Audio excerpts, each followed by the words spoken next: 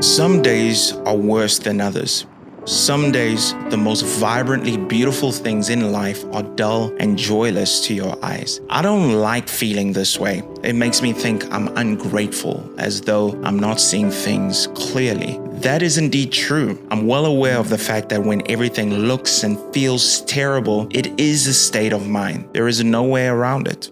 It's true. But just saying that doesn't change the feeling, unfortunately, and it doesn't make it any less real. Where does this feeling come from? It has many different sources. It could be a bad relationship, money problems, work, you name it. For me, it comes from one place: disappointment. Disappointment in myself mostly. Disappointed in feeling like I'm not moving forward in life or achieving the things I've set in my sights. There are moments when this feeling can be overwhelming. I suffer from trying to do too many things at the same time and having high expectations of myself. I can be my harshest critic. I don't speak negatively over myself. Instead, if I don't catch myself, I'll let comparison wash over me, drenching me in self-doubt and numbing inferiority complex, soaking into my very bones.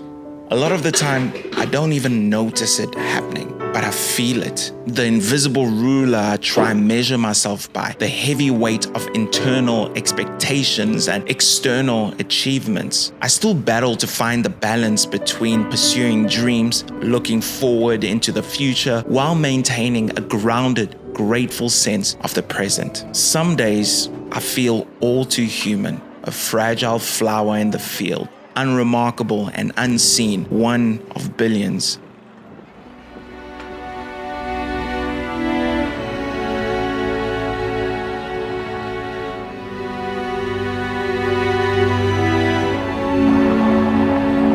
I know what it's like to go into work a little distracted and creatively drained, where the day comes and goes in a moment and yet simultaneously feels like it took forever. You lay there that evening at home thinking, did I even do anything? I know I'm not the only one who rides these waves of emotion, but it can be a very lonely feeling. Isn't it crazy that we are living at a time when people are supposedly more connected than ever, and yet it's so easy to feel isolated? Social media paints a different picture of life, one of constant adventure, beauty, and satisfaction. Even the sad stories are somehow intriguing and a little more interesting than my own life. I spend a lot of time on my phone because of the nature of my work and the dreams I'm working towards. It's quite remarkable how much of my life is tied to my phone. I sense in myself a desire to connect with the real. I want to read books more consistently, real, tangible ones, to have more space in my day when I pull away from the endless content being shoved down my throat by an algorithm that has learned my likes and dislikes. Just when I think I've had enough of internet for one day, the perfect video pops up on my feed. I'm beginning to wonder how much of these negative feelings are exacerbated by social media. As a content creator, I do live in the world of judging the content I make based on likes and views I get and the emotional roller coaster that can generate. That is a completely separate subject that I might tackle later. In this case, I'm talking about the entire world being at your fingertips.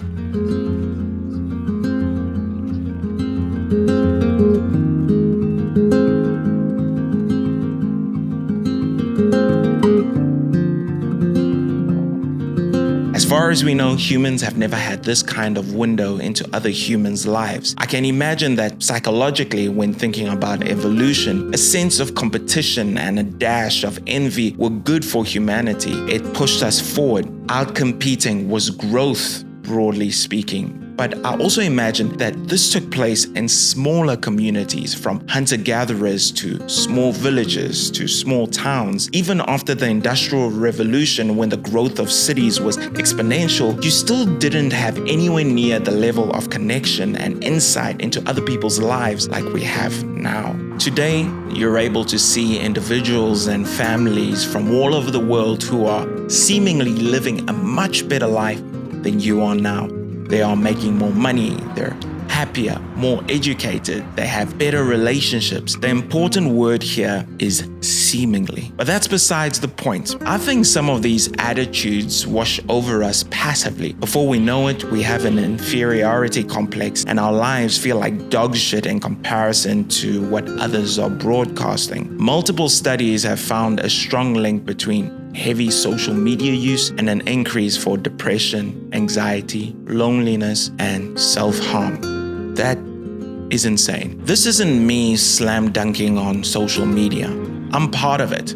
But luckily for me, I was born in 1992, so I remember a time when phones were not as all-consuming. I once proudly rocked the Nokia 3310. I think a part of my mind simply wants some of the peace that came from not being chained to the digital world. This is me admitting that as much as I do appreciate social media, as much as I know that it has its uses, I'm finally starting to feel the burden of it, the push to create not what I want, but what could get the most views, and how my emotions are starting to depend on the views I get, which is crazy. When I feel overwhelmed, I like to walk around my beautiful city sometimes. It helps me take my eyes off myself for a bit. That subtle reminder that there is more to look at than my own emotions. That sounds pretty self-absorbed.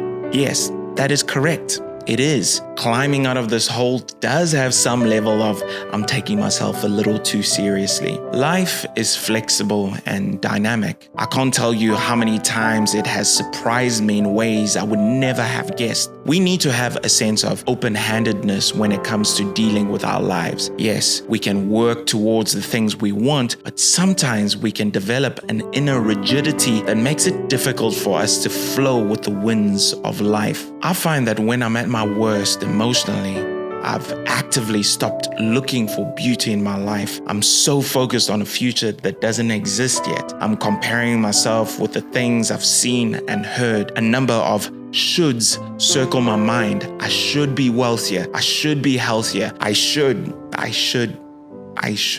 This rigid, self-hating mentality is not good for me. If you've heard what I've said and you can see yourself in my words, then it's not good for you either.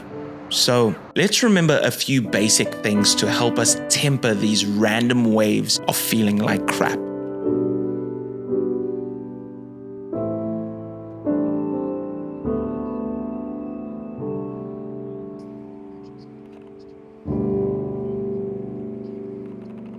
No one can, ever has, or ever will experience life the way that you do. You are unique. Your growth and evolution are yours alone. Therefore, comparing yourself to others to find meaning is meaningless. Remember that most people feel as afraid, confused, and disappointed as you do at times. We're all on a planet floating around in space.